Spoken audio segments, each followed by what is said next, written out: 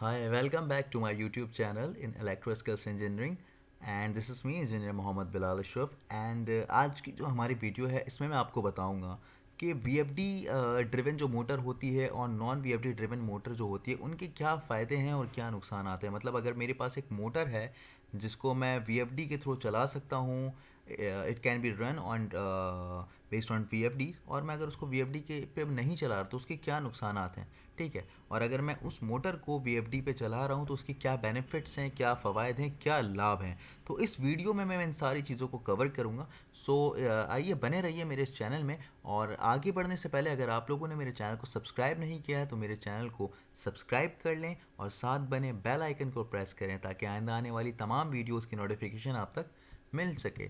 आए चलिए मैं आगे आपको बताता हूँ। देखिए सबसे पहले जो है ना हमारे पास VFD बेस्ड मोटर और नॉन VFD बेस्ड मोटर, इसमें होता क्या है। सबसे पहले मैं बताऊं तो एनर्जी कंजम्पशन जो होती है हमारे पास, मैं पावर कंजम्पशन की बात नहीं कर रहा, मैं एनर्जी कंजम्पशन की बात कर रहा हूँ। वो अप टू 50% ऑप्टिमाइज हो सकती है। यानी एक ऐसी मोटर जो VFD पे चल रही है वो अपनी ऑप्टिमाइजेशन जो है 50% तक क्या कर सकती है, कंटेन कर सकती है, ठीक है। उसको लेकर चल सकती है आगे, अगर उसके आपने मैश लोडिंग सही से करी है। मैश लोडिंग का मतलब है कि जो उसमें जो आपने पैरामीटर्स लोड करें वो अप टू द मार्क है मोटर्स के हिसाब से, ठीक है। अब विदाउट VFD जो मोटर होती है उसकी एनर्जी एफिशिएंट बिल्कुल पुअर होती है, ठीक है। वो इतना इफेक्टिवली एफिशिएंटली काम नहीं कर सकता क्योंकि उसके पीछे ड्राइव नहीं कनेक्टेड होती। सेकंड पॉइंट मैं एनर्जी एफिशिएंसी के हवाले से बताऊंगा, वो है रिड्यूस पावर कंजम्पशन। VFDs जो होती हैं पावर की जो रिडक्शन है उसको मेंटेन करती है, यानी कि रिड्यूस कर देती है power consumption during periods of low demand. यानी मान लीजिए आपकी एक मोटर 2700 RPM पे चल रही है, ठीक है। लेकिन अगर ऐसी डिमांड आती है जब आपको मोटर 2700 RPM पे नहीं चलाने है, आपको उसकी हाफ चलानी है, 1300 1350 RPM पे आपने चलाना है, तो अब क्या करेंगे, आपकी जो VFD है उसको 2700 के बजाय 1350 के RPM पे चलाएगी, उसके लोड को कम कर देगी। तो जब आपकी डिमांड आई तो वो लो डिमांड पे उसको चला सकती है। जबकि अगर देखें आपके पास जो नॉन VFDs मोटर होती हैं वो उसके RPM सर्टेन RPM पे ही चलेगी। वो 2700 RPM है तो चाहे लोड की डिमांड कम हो ज़्यादा हो, it will be running on 2700 RPM, ठीक है। तो आप इसमें इसको चेंज नहीं कर सकते कि आप इसकी जो है डिमांड के थ्रू आप इसकी कंजम्पशन को चेंज नहीं कर सकते। नॉन VFDs की बात कर रहा हूँ। और अगर VFDs आपके पास कनेक्टेड है तो आप लोड के प्रोडक्शन के डिमांड के थ्रू आप अपनी स्पीड को कम कर सकते हो, जिसकी वजह से आपके पास पावर कंजम्पशन रिड्यूस हो जाएगी। अब क्या होता है, जो VFDs होती हैं उसमें जो हीट कंजम्पशन या हीट डिसिपेशन होती है वो बहुत नेग्लिजिबल या इग्नोर कर सकते हैं, बहुत लेस होती है। लेकिन जो नॉन VFDs मोटर होती है उसमें एक्सेसिव हीट जो है जनरेट होती है। क्यों होती है? Due to inefficient energy use. हमने ऊपर देखा कि इसकी जो एनर्जी एफिशिएंट होता है वो इतना कोई ख़ास नहीं होता है, जिसकी वजह से क्या होता है उसमें एक्सेसिव हीट जनरेट होती है। अब इस एक्सेसिव हीट जनरेशन से क्या होता है, हमारी जो लाइफ स्पैन होती है मोटर की वो रिड्यूस हो जाती है, और जो मेंटेनेंस कॉस्ट होती है या आप फ्रीक्वेंसी ऑफ मेंटेनेंस वो इंक्रीज हो जाती है, ठीक है। आगे बढ़ते हैं तो मोटर प्रोटेक्शन एंड रिलायबिलिटी आ जाती है। ये भी बहुत इंपॉर्टेंट पॉइंट है। तो जो VFD बेस्ड मोटर होती है ना उसकी क्या होती है, वो डिटेक्ट कर लेता है कोई भी ओवरलोड होता है या फिर कोई भी सर्जेस आते हैं, तो उसकी वजह से वो क्या करता है, अपनी स्पीड रिड्यूस कर लेता है, जो कि आपके किसी फर्दर डैमेज को प्रिवेंट कर लेता है। ऐसी कोई अगर आने वाली अगर कोई फॉल्ट आए या कोई माल फंक्शनिंग करने लगे उससे आप बच सकते हैं, ठीक है। जबकि नॉन VFDs बेस्ड मोटर जो होती हैं वो क्या करती हैं, उसमें कोई डिटेक्शन का इस तरह का कोई ऑप्शन नहीं होता कि वो किसी भी एबनॉर्मेलिटी को इन फ्यूचर जो आने वाली है उसको डिटेक्ट कर लें, ठीक है, और आपको वो अलार्म दे दे या फिर आपको किसी भी एंगल से शो करा सके। अच्छा, दूसरा पॉइंट क्या है मोटर प्रोटेक्शन एंड रिलायबिलिटी का, वो है कि VFD रिड्यूस करती है मोटर के वेयर एंड टेयर को। यानी आपकी मोटर अगर फॉर एग्जांपल आप स्टार्ट करते हैं ना अपनी मोटर को, तो क्या होती है उसमें एक वेयर एंड टेयर यानी झटका सा आता है, एक सर्ज सा आता है, जिसकी वजह से क्या होता है आपका जो लोड होता है वो डैमेज हो सकता है। तो VFD बेस्ड मोटर क्या करती हैं, वो रिड्यूस करती हैं उस वेयर एंड टेयर को। किस तरह से? उसकी स्टार्टिंग करंट को और टॉर्क को लिमिट करके। आप कभी भी अपनी मोटर को चलाएंगे, नॉन VFDs जो होंगी वो क्या करेंगी, उसमें कंट्रोलिंग सिस्टम इतना खास नहीं होगा। नॉन VFDs मोटर में क्या होगा, करंट बहुत ज़्यादा एक्सपीरियंस होगा जिसकी वजह से सर्ज होगा, ठीक है। और इसमें क्या होगा, आपके पास टॉर्क जो है बहुत ज़्यादा प्रोड्यूस होगा स्टार्ट में। लेकिन आप अगर इसी मोटर में VFD कनेक्ट करेंगे और इस मोटर को VFD ड्रिवन बनाएंगे तो आपके पास वेयर एंड टेयर भी कम होगा और आपका जो स्टार्टिंग करंट है वो भी कम होगा, जिसकी वजह से आपका टॉर्क कंट्रोल रहेगा और आपके लोड को किसी किस्म की जो है मुसीबत नहीं आएगी। द थर्ड पॉइंट जो कि हमारी मोटर प्रोटेक्शन एंड रिलायबिलिटी में है वो ये है कि वीएफडी बेस्ड मोटर जो है ना मॉनिटर करती है मोटर की कंडीशंस को and provide alerts for maintenance. किसी किस्म की भी कंडीशन हो उसको मॉनिटर भी करेगी और आपको मेंटेनेंस के अलर्ट्स भी देगी, जिसकी वजह से आपका डाउन टाइम भी रिड्यूस हो सकता है। फॉर एग्जांपल हीट हो रही है, हीटिंग का एक हो रहा है अगर, ठीक है, हीट कंजम्पशन हो रही है तो वो हीट का अलार्म दे देगा। एलन ब्रैडली है, सीमेंस है, डेल्टा है, मित्सुबिशी, जिसमें भी आप यूज़ करें बॉम्बलर की, उसमें वो अलार्म हीट का दे देगा। फॉर एग्जांपल ऐप 005 दे दिया या किसी भी एंगल का जिस ब्रांड में आप काम करें, देन आप क्या करेंगे, आप उस अलार्म को देखेंगे उसके मैनुअल में कि यार ये अलार्म हीट का है, ओवर वोल्टेज का है, कोई सर्ज आया है, कोई इलेक्ट्रिकल जर का है, उसके हवाले से फिर आप उसको देखेंगे। जबकि आपकी नॉन वीएफडीज मोटर क्या करेंगे, वो मॉनिटर लेस होंगे, उसमें कोई जर्क भी आया होगा तो कोई ट्रिपिंग होगी या नहीं होगी, वो आपको बता नहीं पाएगा कि एक्चुअली व्हाट इज गोइंग, ठीक है, हो क्या रहा है आपके पैनल के अंदर या आपके सिस्टम के अंदर। तो ये हमारे पास दूसरे पॉइंट हैं। तीसरा पॉइंट जो है प्रोसेस कंट्रोल एंड फ्लेक्सिबिलिटी। अब आप सबको पता है वीएफडी क्या है, वेरिएबल फ्रीक्वेंसी ड्राइव है। वीएफडी बेस्ड मोटर वहाँ यूज़ होगी जहाँ पे आपको प्रिसाइज स्पीड कंट्रोल चाहिए। कन्वेयर हो गई आपके पास, ठीक है, आपके पास फ्यूम एग्जॉस्ट की मोटर हो गई, आपके पास कोई पंप हो गया, आप चाहते हैं कि मैं उसको उसकी स्पीड को कंट्रोल करूं, ठीक है, तो उसकी स्पीड को कंट्रोल करने के लिए आप क्या करते हैं, वीएफडीज लगाते हैं। जबकि नॉन वीएफडीज जो मोटर होती हैं उसकी आप स्पीड को कंट्रोल नहीं कर सकते हैं। दूसरा point process control and flexibility का वो ये है कि वीएफडीज जो है इनेबल करती हैं फ्लेक्सिबल ऑपरेशन को। फ्लेक्सिबल ऑपरेशन क्या होता है, एक तो हमने जो ऊपर पॉइंट देखा वेरिएबल स्पीड, आप उसको भी फ्लेक्सिबल ऑपरेशन कह सकते हैं। दूसरा क्या है, फॉरवर्ड रिवर्स ऑपरेशन कर सकते हैं, ठीक है, कोई ब्रेक लेना है आपने, ठीक है, एक स्मूथ एक्सेलरेशन टाइम आपको मिलता है, एक स्मूथ डी एक्सेलरेशन टाइप जो है आपको एक स्मूथ डी एक्सेलरेशन टाइम आपको मिलता है। इसके वजह से क्या होता है, आपकी फ्लेक्सिबिलिटी बहुत अच्छी होती है और कंट्रोल बहुत अच्छा होता है, प्रोसेस कंट्रोल, ठीक है।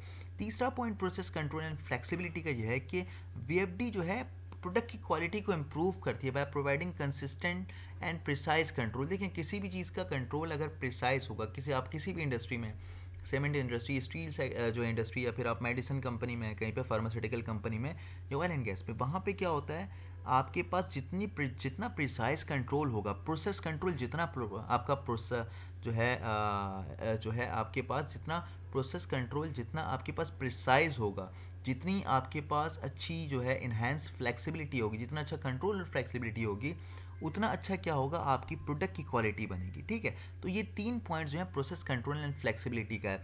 वीएफडी कैसे करता है, हम उसको कंट्रोल करते हैं, 0 to 10 वोल्ट का एवीआई का सिग्नल दे देते हैं, ठीक है, उसको जो है हम रिमोटली ऑपरेट कर सकते हैं। एचएमआई पे उसका रिस्पॉन्स देख सकते हैं कि क्या इसमें टॉर्क कितना चल रहा है, इसकी स्पीड कितनी है, इसमें आप एक्सेलरेशन डिएक्सेलरेशन टाइम देकर इसको बहुत अच्छे से इसके स्पीड को कंट्रोल कर सकते हैं, और भी बहुत सारी चीज़ें हैं, ठीक है। जबकि ये सारा सिस्टम नॉन वीएफडी बेस्ड के ऊपर नहीं होता, आपको उसके लिए स्टार्टर लगाना पड़ता है रिवर्स फॉरवर्ड का अगर आप चाहें, लेकिन ये सारी चीज़ें इन अ सिंगल पैकेज जो है, यानी एज अ वीएफडी आपको नॉन वीएफडीज मोटर जो है प्रोवाइड नहीं कर पाएंगी, ठीक है। तो इसके बाद का जो हमारा पॉइंट है वो cost savings and reduce maintenance है। देखो होता क्या है, जब आप अपनी मोटर को चलाते हो ना, तो नॉन वीएफडीज, तो वो बहुत ज़्यादा एक सर्ज लेता है, एक हाई करंट लेता है, उसके बाद वो नॉर्मल हो जाता है। फॉर एग्जांपल एक 1 HP की मोटर है, तो आप उसको अगर नॉन वीएफडीज चला रहे हो तो वो अराउंड लेगी 2.3 या 2.4 एम्पियर। उसके बाद क्या होगा, ये एक वन टाइम करंट होगा, स्टार्टिंग करंट जिसको मैं कह रहा हूँ, मोर देन 2 एम्पियर होगा। उसके बाद क्या होगा, वो 1 HP की मोटर जो है रन करेगी 1.4 1.5 एम्पियर्स पे। लेकिन यही मोटर अगर आप वीएफडी के थ्रू चलाओगे 1 HP की, तो ये लेगी maximum 0.9 ampere to 1 ampere. Starting current भी इतना नहीं लेगी और ये स्मूथली आपको लेकर चलेगी थ्रू आउट द टाइम। तो क्या होगा, इससे आपके पास कॉस्ट सेविंग होगी, ठीक है। और दूसरी चीज़ जो है, यानी फर्स्ट जो मैं यहाँ पर बताना चाह रहा हूँ वो क्या है, VFD can extend motor life by reducing wear and tear. जब आपकी मोटर में सडन एक स्टार्टिंग करंट इतना ज़्यादा हाई नहीं आएगा, जिसको हम इनरश करंट कहते हैं, तो आपके पास क्या होगा, मोटर जो है ना, जिसको मैं कहूँगा वेयर एंड टियर, झटके से स्टार्ट नहीं होगी, ठीक है, स्मूथली स्टार्ट होगी। जब झटके से स्टार्ट नहीं होगी तो कोई वेयर एंड टियर नहीं आएगा, स्मूथली स्टार्ट होगी, तो इसका मतलब है कि उसमें मेंटेनेंस कॉस्ट भी कम आएगी, क्योंकि उसके बेरिंग डैमेज होने की, शाफ्ट डैमेज होने की, या कोई भी बॉडी का जो उसका पार्ट है वो डैमेज होने के जो भी खतरा होगा वो कम से कम हो जाएगा, ठीक है। लेकिन मोटर्स विदाउट वीएफडीज क्या करती हैं, एक्सपीरियंस क्या करती हैं, डिक्रीज रिलायबिलिटी, उसकी जो रिलायबिलिटी होती है वो डिक्रीज होती है, कम होती है, due to the increase risk of motor failure. क्यों मोटर फेलियर होता है, by inefficient operation. Inefficient operation क्यों होता है, क्योंकि उसमें आप कह सकते हैं कि स्टार्टिंग का करंट ज़्यादा होगा, ठीक है, फिर वो उसमें एक्सलेशन डी एक्सलेशन टाइम नहीं होगा। अगर आप मोटर को बार बार चला रहे हैं, ऑफ कर रहे हैं, तो वो बार बार एक जर्क लेगी, मैकेनिकल जर्क होगा उसमें, ठीक है, और inrush current, electrical current draw होगा एंड व्हाट्सोएवर, ठीक है। And the second point is that कि आपकी जो VFDs हैं, यहाँ पे भी इसको VFDs यहाँ पे भी लिखना भूल गया मैं, तो VFDs can reduce maintenance cost by minimising the need of repairs and replacement. जब VFD होगी, स्मूथ चलेगा सब कुछ, तो रिपेयर और जो है आपके पास मेंटेनेंस की कॉस्ट कम आएगी। क्यों आएगी? क्योंकि आपके पास जब आपकी केबल चल रही है तो केबल में से जो एम्पेयर गुजर रहे हैं वो बहुत ज़्यादा नहीं है, एक नॉर्मल है, तो क्या होगा, आपकी केबल भी सही चलेगी, आपकी जो बेरिंग है उसमें भी कोई मैकेनिकल जर्क प्रोड्यूस नहीं होगा, जो आगे लोड है वो भी सही चलेगी, ठीक है। और विदाउट जो है VFDs मोटर क्या करती है, इंक्रीज वाइब्रेशन, उसमें नॉइस होगी, वाइब्रेशन होगी उन मोटर्स में, चाहे वो पंप हो या कोई और भी चीज़ हो, वाइब्रेशन आपको दिखेगी, कोई जर्क आएगा, ठीक है, नॉइसेस होंगे due to sudden acceleration and acceleration. ये मैं ऑलरेडी आपको बता चुका हूँ। सारे पॉइंट एक जगह जाकर मिल रहे हैं, ठीक है, आपको वो पॉइंट देखना है। इसके बाद तीसरा पॉइंट क्या है, VFDs can lower operating cost by reducing energy consumption and minimising waste. आपको मैंने पहला जो पॉइंट बताया था कि आपकी मोटर को अगर 50% RPM पे चलना है, तो आपकी VFD के अंदर ये ऑप्शन मौजूद है कि यू कैन रन, आप उस मोटर को रन कर सकते हो 50% के डिमांड पे, ठीक है। तो आपके पास क्या होगा, एनर्जी कंजम्पशन भी कम होगी, जिसकी वजह से वेस्ट भी आपके पास कम होगा। जबकि मोटर जो होती हैं, जो नॉन VFD बेस्ड होती हैं, वो क्या करती हैं, एक्सपीरियंस हाई स्टार्टिंग करंट, जो मैं बता चुका हूँ, हाई स्टार्टिंग करंट होगा which can cause mechanical stress. Mechanical stress कैसे होगा, क्योंकि उसकी जो बेरिंग है, उस शाफ्ट है, वो डैमेज हो सकती है। आगे जो लोड कनेक्टेड है, पंप कोई कनेक्टेड है, उसका जो है उस पर कोई इशू आ सकता है, ठीक है, सेंट्रीफ्यूगल पंप खराब हो सकता है, ये कुछ भी हो सकता है, ठीक है।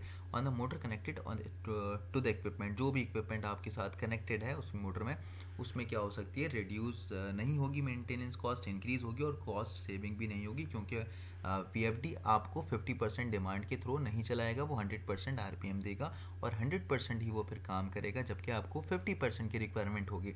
तो ये वीडियो थी जिस पे मैंने कुछ इंपॉर्टेंट पॉइंट्स बताए हैं। मैं आगे अभी आपको इस पर प्रैक्टिकली भी जो है VFD कनेक्ट करके मोटर के साथ दिखाऊंगा, और VFD को जो है हटा कर भी, विदाउट VFD भी आपको मोटर को चलाकर दिखाऊंगा ब्रेकर से 3 फेज पे, और बताऊंगा कि कितने एम्पियर ले रही है विदाउट VFD और विद VFD कितने कम हो जाते हैं एम्पियर, टॉर्क कैसा रहता है, कंट्रोल कैसे कर सकते हैं, RPM कैसे कंट्रोल करेंगे, एक्सेलरेशन डिएक्सेलरेशन टाइम कैसा है, स्मूथनेस कैसी है। तो आई होप आप लोगों को मेरी वीडियो अच्छी लगी हो। चैनल पसंद आए, वीडियो पसंद आए तो चैनल को सब्सक्राइब करें, वीडियो को लाइक करना ना भूलें, और अगर वीडियो अच्छी लगी तो कमेंट ज़रूर करें।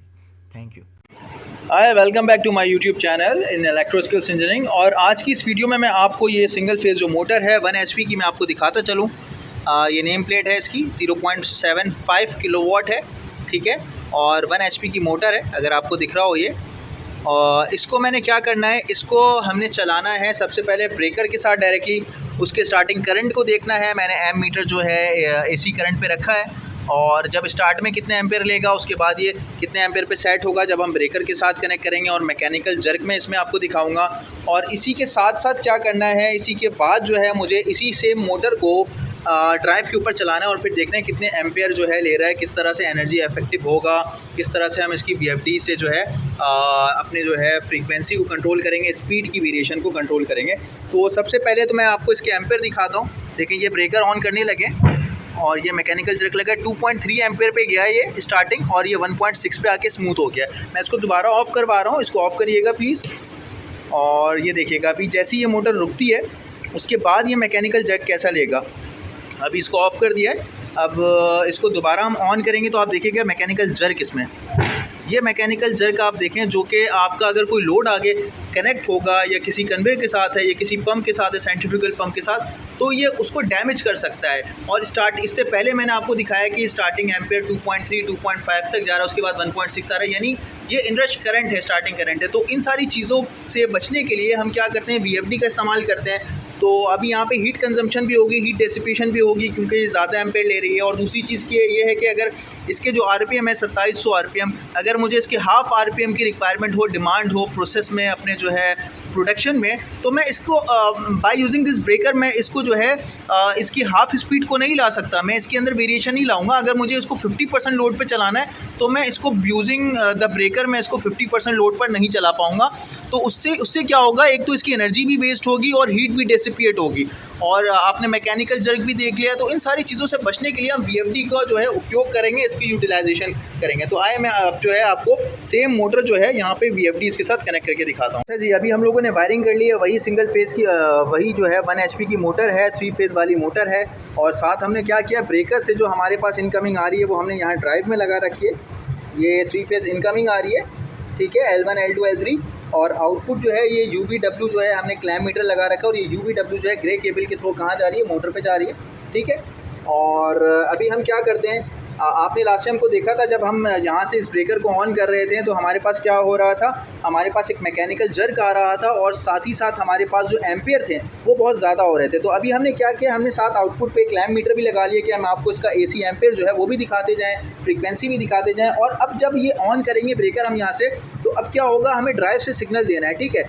अब चूंकि VFD कनेक्ट है तो यहाँ कोई मैकेनिकल जर्क नहीं प्रोड्यूस होगा और स्मूथली आपके एम्पियर बढ़ेंगे, ठीक है। आप देख सकते हैं यहाँ पर मैं इसको रन की कमांड देता हूँ तो क्या होता है, जैसी रन की कमांड दी तो मेरे पास 0.3, 0.6 और 0.7 तक मेरे पास एम्पियर जा रहे हैं, ठीक है। मैं इसकी फ्रीक्वेंसी को 50 पे भी लाता हूँ, 60 तक, तो मेरे पास मैक्सिमम एम्पियर जो है वो 0.9 एम्पियर तक जा रहा है। अगर आप देख सकते हैं कहाँ पर हमारे पास स्टार्ट में हमारे पास कितने एम्पियर जा रहे थे, अगर आप देखें 2.3, 2.5 इस तरह से जा रहे थे, और उसके बाद क्या हो रहा था, वो 1.8, 1.7 पे जा रहा था। कोई मैकेनिकल जर्क इसमें आपको नहीं दिखा, ऑब्जर्व किया आपने, ठीक है। और आपके पास ये 60 हर्ट्ज पे आपकी मोटर चल रही है। मैं इसको अगर 50 हर्ट्ज के आसपास लेकर आऊँ तो देखें ये 53 हर्ट्ज है, और ये तकरीबन 50 हर्ट्ज पे हमारी मोटर जो है चल रही है, और 50 हर्ट्ज पे हमारे पास जो है 0.9 एम्पेयर ले रहा है। और मोटर की आप स्मूथनेस देख सकते हैं, इसमें कोई मैकेनिकल जर्क नहीं है। मैं इसको दोबारा ऑफ करके दिखाता हूँ, मैं यहाँ पे इसको ऑफ करूँगा, ये देखें स्मूथली जो है मेरी मोटर आहिस्ता आहिस्ता ऑफ हो जाएगी,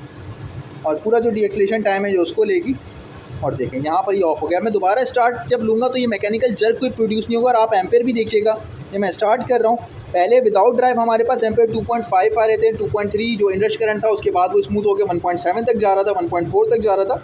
अब मैं जब इसको स्टार्ट करूँगा तो आपने ये भी देखना है, इसको भी नोट करना, और मैकेनिकल जर्क को भी देखना है। ये देखें, जब जैसे ही मैंने स्टार्ट किया ना कोई मैकेनिकल जर्क आया, और वो जो 2 पॉइंट समथिंग एम्पेयर इंडक्श करंट जा रहा था, स्टार्टिंग करंट, वो बिल्कुल जीरो स्मूथली गया है, और अपने मैक्सिमम जो हमने यहाँ पर हमारे पास 0.9 आ रहा है वो अचीव हो रहा है। तो आप देख सकते हैं VFD की एप्लीकेशन से क्या होता है, जो आपके पास कोई मैकेनिकल जर्क प्रोड्यूस नहीं होता, जिससे आपके आगे इसके आगे कोई पंप कनेक्टेड है या कोई लोड कनेक्टेड है आपकी शाफ्ट के आगे, तो वो उसमें कोई वेयर एंड टेयर नहीं आता, उसकी मेंटेनेंस लेस होती है, और बहुत सारी चीज़ें जो है बर्बाद होने से बच जाती हैं। तो यहाँ पर क्या है, आप इसकी एप्लीकेशन देख सकते हैं। हमने क्या करा है इसकी अच्छा, अब एक और चीज़ यहाँ पर मैं आपको बताता चलूँ, वो ये है कि फॉर एग्जांपल अब यहाँ पे 2700 RPM इसके चल रहे हैं। मैं नहीं चाहता कि मैं हमारी प्रोडक्शन की डिमांड नहीं है कि 2700 RPM पे चले, मैं चाहता हूँ इसको हाफ RPM पे चलाऊँ। तो जब मैं इसकी RPM हाफ करूँगा तो मेरे पास क्या होगा, इसकी जो एम्पियर है वो भी कम हो जाएंगे ओबियसली। तो मैं यहाँ पे दिखाता हूँ आपको,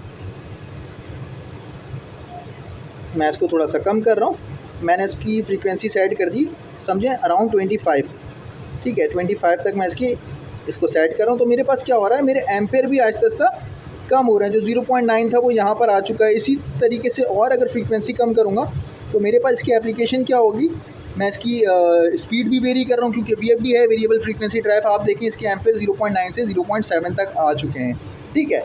इसी तरीके से आप इसकी फ्रीक्वेंसी को और कम करेंगे तो आपके पास जो ड्राइव है आपकी, उसके एम्पेयर और कम हो जाएंगे। देखिए 0.6 तक, कहाँ पे आपके पास 1.6, 1.7 आ रहा था, हाफ एम्पेयर से भी ज़्यादा। मतलब आप यहाँ पर अगर देखें तो आप अपनी कॉस्ट सेविंग भी देख सकते हैं। आप अपनी यहाँ पे कोई मैकेनिकल जर्क नहीं है जिससे आपकी जो है वो बेयरिंग का इशू आए या कोई पंप का इशू आए, कोई वेयर एंड टेयर नहीं है यहाँ पर, ठीक है। और इलेक्ट्रिकली कंजम्पशन भी इसकी बहुत आसान है। इसमें आप इसको फ्रीक्वेंसी भी कंट्रोल कर रहे हैं, इसमें डायरेक्शन भी कंट्रोल कर रहे हैं। और साथ साथ क्या, मैं इसकी आपको दोबारा दिखाता हूँ इंक्रीज़ करके फ्रीक्वेंसी।